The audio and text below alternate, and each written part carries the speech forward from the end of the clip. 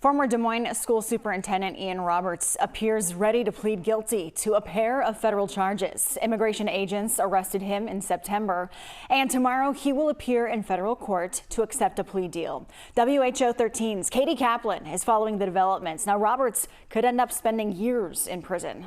Up to a quarter of a century, Samantha, but the date next to his signature shows he signed a plea deal today that could prevent that. He signed it at the Polk County Jail, where he's been incarcerated for more than 3 months now. Just want to say hello and wish you all a happy first day.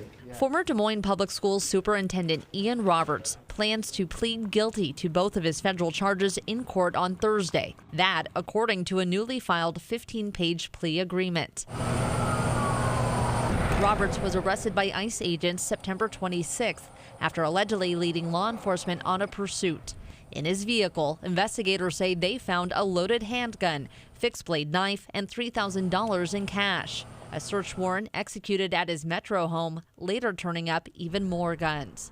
After months of scrutiny over his personal and professional life, the court filing shows Roberts now admits to knowingly and intentionally providing false information about his immigration status on his DMPS application, being aware he was unlawfully present in the U.S., and of being in possession of multiple firearms, which at some point crossed state lines. That admission, an aggravated felony, and what one former federal prosecutor says is likely what made it hard to challenge his removal from the country. Those are very serious offenses.